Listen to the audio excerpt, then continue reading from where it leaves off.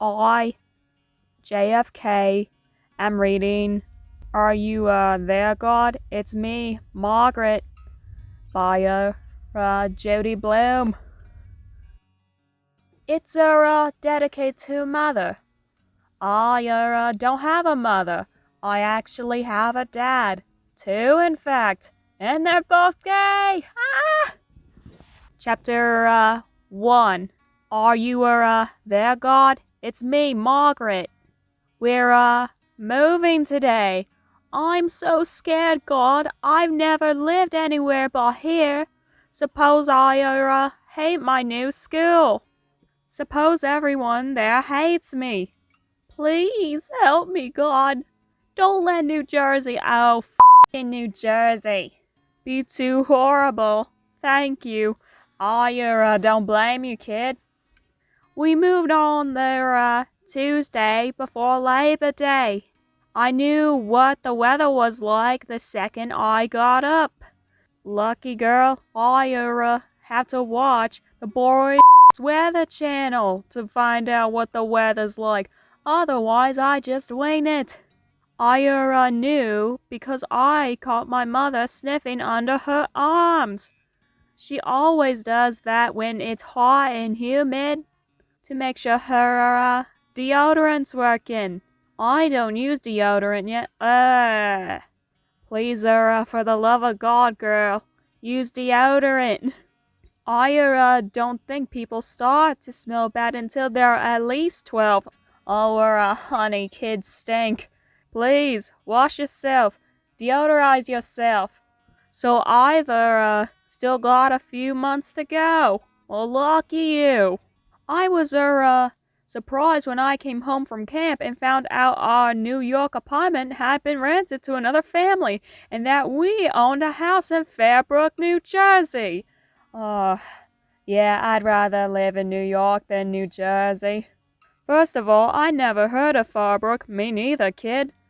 And second of all, I'm not usually left out of important family decisions. Listen, kid, I am trying to get out of family decisions, so you're lucky. But when I groaned, why New Jersey? I was told Long Island is too social, Westchester is too expensive, and Connecticut is too inconvenient. Did they even try? So, Fairbrook, New Jersey it was, where my father could commute to his job in Manhattan, where I could go to public school, and where my mother could have all the grass, trees, flowers she could ever wanted. One of my fathers loves flowers, trees, and grass. Yeah, except I never knew she wanted that stuff in the first place. Well, you don't really know your mother then, huh, kid? The new house on Morningbird Lane, it isn't bad. It's part brick, part wood. The shutters and front door are painted black. Also, there is a very nice brass knocker. I have a nice knocker. Can you guess where it is? You already know, don't ya? Every house on our new street looks a lot the same. Funny, I live in a neighborhood similar to that. They're all 7 years old. So are the trees.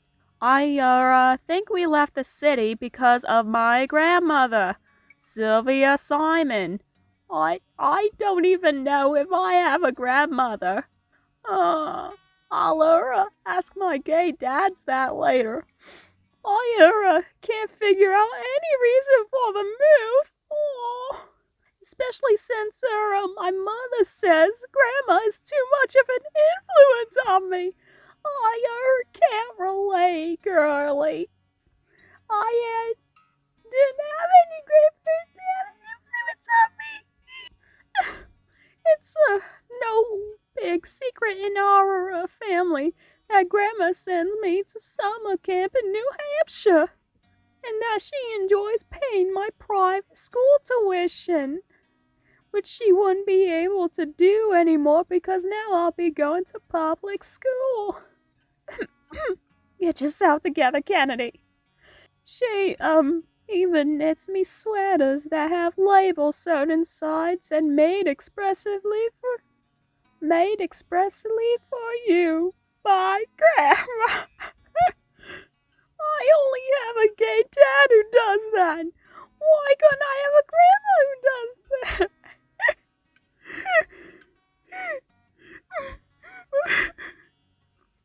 Okay, almost done with the chapter. I think I'm okay now.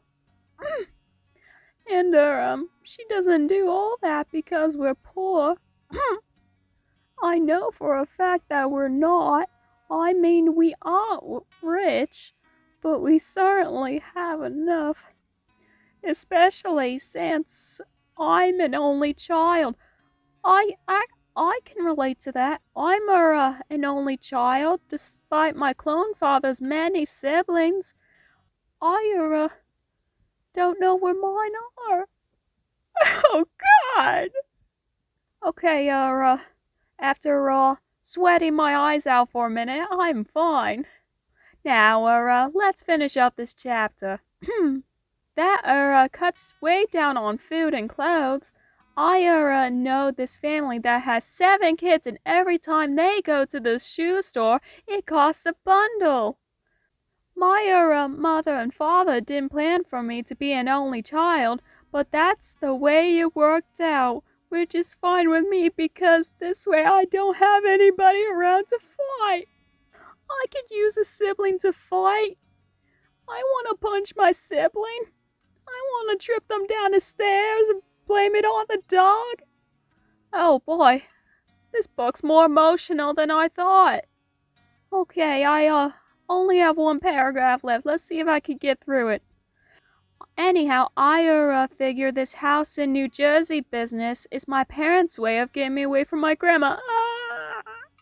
I've been neglected of a grandma. She's been neglected of a grandma. Okay, Kennedy, over. She doesn't have a car. She hates buses, and she thinks all trains are dirty. Well, Grandma, you gotta get over that if you want to see your little Margaret. So, unless Grandma plans to walk, which is unlikely, I won't be seeing much of her. Now, some kids might think, who cares about seeing your grandmother? I do. I care about seeing Grandma. But, Sylvia Simon is a lot of fun, considering her age, which I happen to know, is 60. The only problem is, she's always asking me if I have boyfriends and if they're Jewish. Now that is, ridiculous because, number one, I don't have boyfriends. Me neither. And number two, what would I care if they're Jewish or not? I want to thank you all for listening to my reading of Are You There, God? It's Me, Margaret by Judy Blume, Chapter 1. I didn't expect this book to hit so hard to some people's insecurities, and only in the first chapter. So I might continue reading this. If you like, let me know in the comments below. I want to bid you to stay safe, and I will see you later. I have no reason to keep myself safe because I'm always safe, because nothing bad ever happens to the Kennedys. I'll see you later. Bye.